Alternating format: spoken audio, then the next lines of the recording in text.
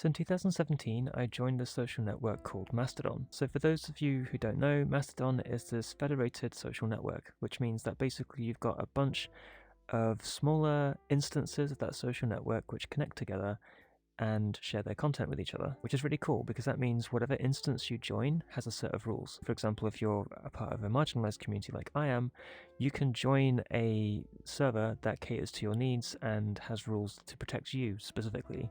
So then you can make sure that you're going to be safe. So I just joined a general purpose instance of Mastodon. At the time, I had no inkling at all that I was or wasn't queer.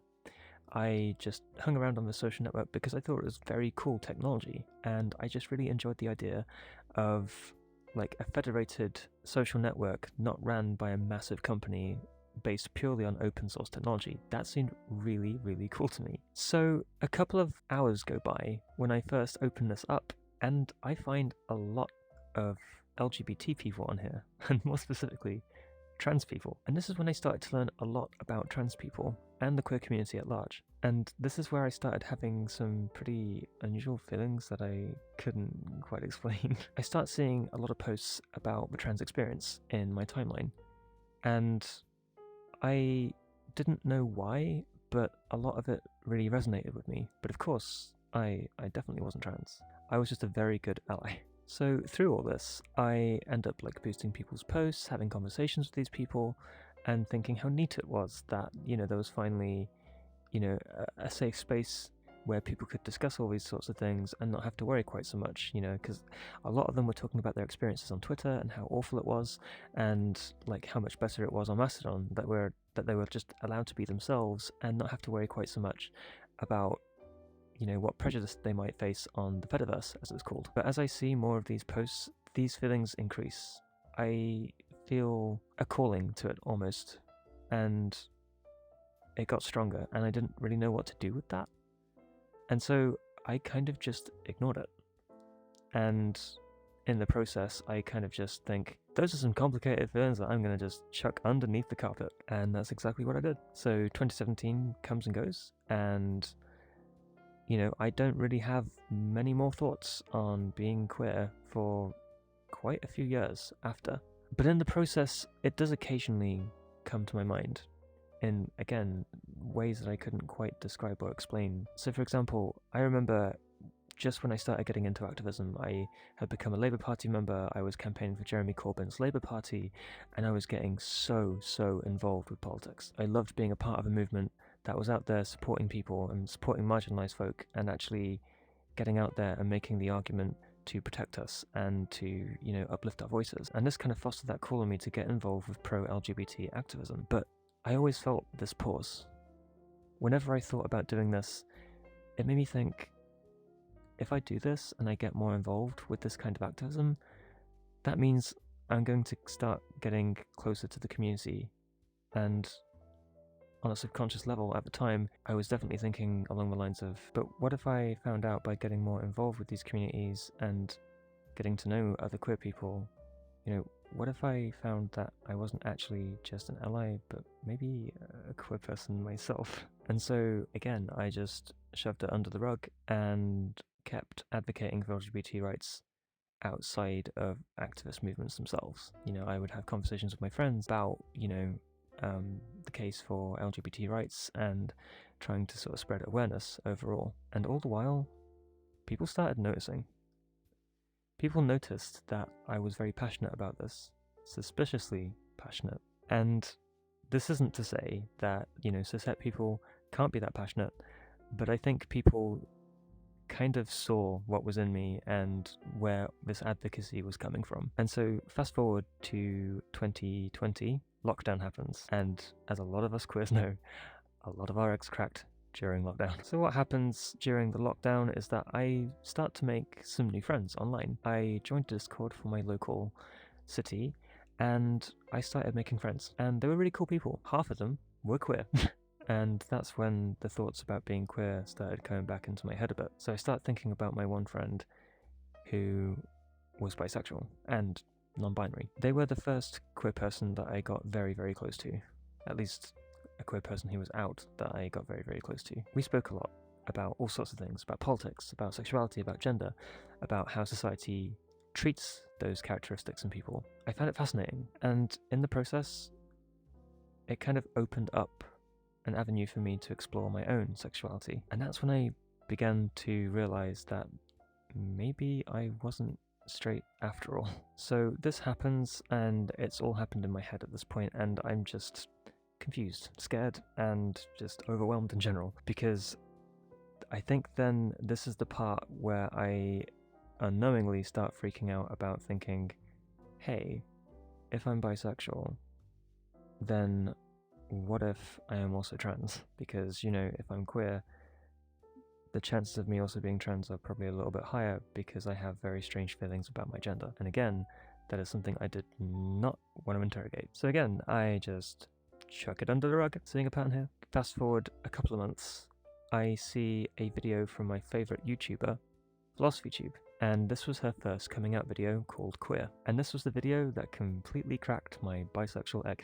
I remember getting to the end of that video being powerfully moved and also very overwhelmed again, because by this point, that video made it so obvious what I was feeling and going through and what I was experiencing that I could no longer deny it. By this point, it was undeniable. I was queer, and there was no escaping that. Now I found out I'm bisexual, and I think, oh cool, well that must be the answer to everything then, surely. And to an extent, yeah, kind of, because I knew a little bit more about my attraction, about, why I felt certain ways to certain people, but I still couldn't quite figure out why I felt weird in relationships. I looked back to a previous relationship that I had. I remember it felt very lesbian. It felt like a lesbian relationship, and I couldn't quite figure out why. But then, when I thought about it more, I realized that actually the gender roles in that relationship were very reversed, or not there at all. And in the process, I started learning a lot about how gender and gender roles affected me. But again, I was too scared to interrogate this, so I just brushed it under the rug. But I wanted to give myself some patience. I was still coming to terms with being bisexual, and, I was just trying to figure out how I fit into the world as a bisexual guy. But the longer I explored my sexuality, the more I actually started learning that actually my gender felt wrong. I started realizing that I really struggled to perform the social role of being a guy. I started realizing that actually gender roles in general just made no sense to me, and they made me feel remarkably uncomfortable and put into this restrictive box that regularly suffocated me. Fast forward a couple of months from here, I joined an LGBT Discord online. In this Discord, it was for all parts of the rainbow. We had bisexual people, asexual people, trans people. I wanted to be there to sort of learn more about myself and other people in the community, to sort of get a community, talk to other queer people, and kind of just figure out what we're all about and figure out how to exist in this world as a queer person. It is so hard. But one thing always jumped out at me when I was in that server. There was a little chat room on the side for trans people. I would frequently look at that chat room and think, gosh, I wish I could check that out, but I was too scared. But eventually, I bit the bullet. I put a message in there saying, hypothetically, if someone wanted to maybe just change their pronouns, how would they go about doing that? Like, is it okay to just change your pronouns and experiment? Like, what if I'm not trans? Like, then I'm, I want to be a good ally. I don't want to sort of encroach on trans spaces, without knowing for sure I'm trans. Like, that seems wrong. And then someone in that chat said something to me that kind of jumped out at me, and they were like, you don't need a license to be trans. You don't need a license to use pronouns. Just have a little try, figure it out, and if it fits, it fits. If it doesn't, who cares? And so I did. In that server, I changed my pronouns to they, them, and I realized that I actually kind of liked it. I then start realizing that actually, yeah, I don't think I'm cis. And then obviously all the doubts start kicking in, but I was very fortunate. That community really helped me come to terms with being trans and figure out how to sort of accept myself and explore my gender identity. So fast forward a year from here, I end up exploring my gender identity some more, and I actually figure out that I am in fact non-binary. And from here, I'm in this really awkward space. I'm trying to figure out what exactly it is I want and need from my transition. None of it was particularly clear. Did I want to go on hormones? Did I want to change my presentation? Did I want to change my name?